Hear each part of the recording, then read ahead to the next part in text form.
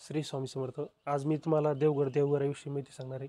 देवघर कसा असला पाहिजे याविषयी माहिती सांगणार आहे आणि देवघराची मांडणी कशी असावी हे सुद्धा मी तुम्हाला सांगणार आहे. तर आपण न वेळ घेता डायरेक्ट सुरू करू. पण त्याआधी जर तुम्ही आपल्या चॅनलवर नवीन असाल तर चॅनलला लाईक आणि सबस्क्राईबर नक्की करा. मी तुम्हाला आता सुरुवात करून दाखवते. पहिला आपण लाल कपडा आथरून घ्यायचा आहे देवघरामध्ये.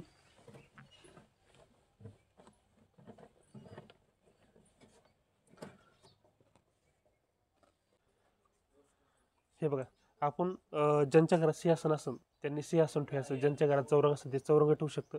आता माझ्याकडे सिंहासन उपलब्ध झालेलं आहे तर मी हे सिंहासन ठेवून दिलेलं आहे. त्याच्यानंतर पहिल्या पायरीवर जे ते आपण स्वामीची मूर्ती ठेवणार आहे.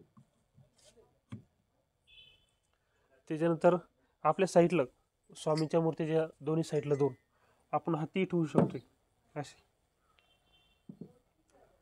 हत्ती ठेवण्याचं काय कारण आहे, हत्ती गजलक्ष्मीचं प्रतीक असतं म्हणून आपण हे हत्ती ठेवायचे असतात. पूर्वीच्या काळात जर तुम्ही बघितलं राजा महाराजाकडं तर पहिले हत्ती घोडं बैल सगळे होते. त्याच्यामुळे आपण आपल्या घरामध्ये हे हत्ती ठेवून द्यायचे. किंवा मग आपण मोरही ठेवू शकतो. आपण ज्यांच्याकडे मोर असेल त्यांनी मोर ठेवले तर काही प्रॉब्लेम नाही, नसेल तर काही प्रॉब्लेम नाही मोराचं. पण हे मोर जे आपण ठेवले हे सरस्वतीचं प्रतीक असतं. त्याच्यामुळे आपण हे मोर देवघरात ठेवायचं असतं आणि हे शुभचिन्हही मानलं जातं देवघरासाठी.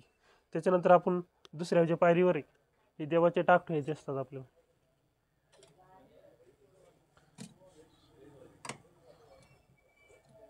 तर हे बघा, आता देवाचे टाक ठेवण्यासाठी माझ्याकडे स्टँड आहे. पण ज्यांच्याकडे स्टँड नसेल त्यांनी असे डायरेक्ट वरती असे लावून ठेवले तरी चालते. स्टँडचीच काही गरज आहे पाहिजे असं काही नाही. पण माझ्याकडे स्टँड असल्यामुळं मी तुम्हाला स्टँडमध्ये असे ठेवून देणार आहे. पहिल्या साईडला ठेवायची गणपती आपलं तुळजाभवानी आणि त्याच्यानंतर कुलदेवता कुलदैवत आणि त्यांचं जे दैवत राहतं दोघांचं ते म्हणजे राहतं भैरवा. ते आपण इथं भैरवा ठेवून द्यायचं आहे. आणि भैरवा ठेवल्यानंतर तिसऱ्या पायरीवर जे येतं ते येणार आहे गणपती.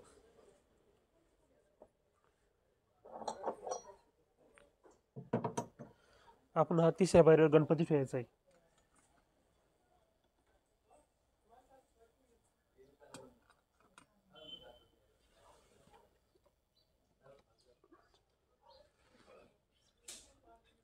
पहिलं गणपती का ठेवायचं की पहिलं स्थान आहे गणपतीचं असतं म्हणून आपण गणपती हा ठेवायचा असतो. दुसरं त्याच्यानंतर आपण बाळकृष्ण ठेवायचं असतो. त्याच्यानंतर दुसरं बाळकृष्णाचं स्थान असतं. त्याच्यानंतर गणपती बाळकृष्ण अन्नपूर्णा ठेवायची असते. तर अन्नपूर्णाला काय करायचं, एक वाटी घ्यायची. वाटीमध्ये आपण अन्नपूर्णा तांदूळ भरायचे. तांदूळ भरून अशी अन्नपूर्णा ठेवून द्यायची. आता मी तुम्हाला दाखवलं नाही कारण की माझ्याकडे जरा जागा कमी असल्यामुळे मी तुम्हाला अशी दाखवलेली. त्याच्यानंतर आपण पिंड ठेवायची असते. पण पिंडीच्या अगोदर जर का तुमचं जर कोणते जर देव म्हणजे घरामध्ये जर दुसऱ्या देवता जर असेल तर आपण ते देवता जे म्हणून आपण तिथं लक्ष्मी ठेवू शकतो. त्याच्यानंतर विठ्ठल रुक्माई बी ठेवू शकतो. आणि विठ्ठल रुक्माई झाल्यानंतर आपण हा इथं पिंड ठेवायची. सगळ्यात शेवट पिंड असली पाहिजे. एक नंबर गणपती बाळकृष्ण अन्नपूर्णा पिंड आपलं सॉरी ही आपली लक्ष्मी विठ्ठल रुक्माई आणि त्याच्यानंतर पिंड ठेवायची. पिंड ही शेवट ठेवायची आणि याचं पिंडीचं तोंड उत्तरेकडं करून ठेवायचं. त्याच्यानंतर आपले जे येतात खाली येतो आपल्या पितरांचा टाक.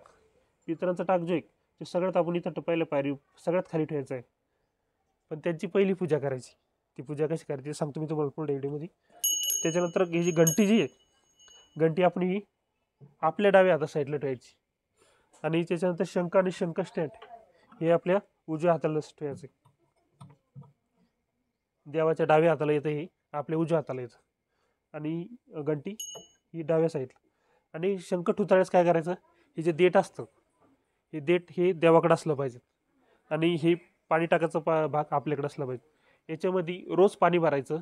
पाणी भरून हे घरामध्ये पाणी शिंपडायचं. त्याच्यामुळे वास्तुदोष कमी करायचं हे काम करत असतं. आणि त्याच्यानंतर हे जर आपण पाणी एखाद्या झाडाला टाकू शकतो किंवा मग आपली बाळकृष्ण असतो आपण ज्यावेळेस पूजा करतो सकाळी त्या बाळकृष्णाच्या मूर्तीवर बी आपण हे पाणी टाकू शकतो. तसं आपण इथे ठेवून द्यायचं. आता याच्यानंतर आपण यंत्र ठेवणार आहे. याच्यानंतर यंत्र कोणते आपले श्रीयंत्र रुद्रयंत्र कुबेरयंत्र. याचे तुम्हाला काही काही ठेवतात काही काही ठेवत नाही. तुला तर काही प्रॉब्लेम नाही आणि तुला तर चांगलीच गोष्ट आहे कारण की त्याचा आपल्याला फायदा होणारच आहे. तर आपण सर्वप्रथम इथं मी आता कमळ स्टँड ठेवलेलं इथं कारण की माझ्याकडे कमळ स्टँड उपलब्ध आहे म्हणून मी ठेवली. ज्यांच्याकडे नसेल त्यांनी चौरंगावर ठेवले तरी चालन, किंवा मग एखादी डिस्क घेतली तरी चालन.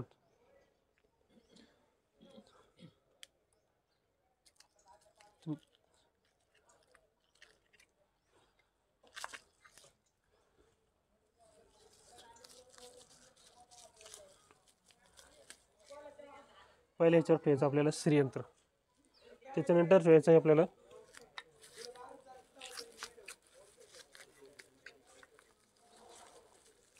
रुद्रयंत्र.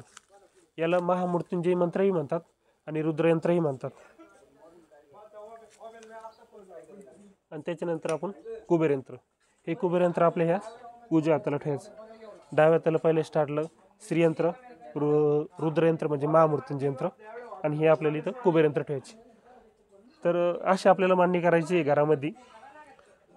आपली जी दिंडोरी जी मांडणी जी त्याच्यामध्ये जी लक्ष्मी आणि विठ्ठल रुक्मिणी जी ठेवली आहे, तर हे आपल्याला ठेवायची काही गरज नाही.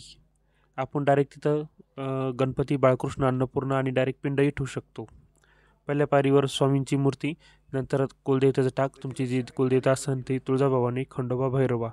त्याच्यानंतर खाली गणपती, बाळकृष्ण, अन्नपूर्णा आणि डायरेक्ट पिंडही तुम्ही ठेवू शकता. वरती जे हाती आणि मोर जे दिली, तर हे बी तुम्ही ठुले तर काही प्रॉब्लेम नाही, नाही ठुले तर काही प्रॉब्लेम नाही. कारण की हे जर ठुले तर हे गजलक्ष्मीचं प्रतीक म्हणून आपण हे हाती ठेवत असतो, आणि ही मोर जे असतात हे सरस्वतीचं प्रतीक म्हणून आपण देवघरामध्ये ठेवत असतो.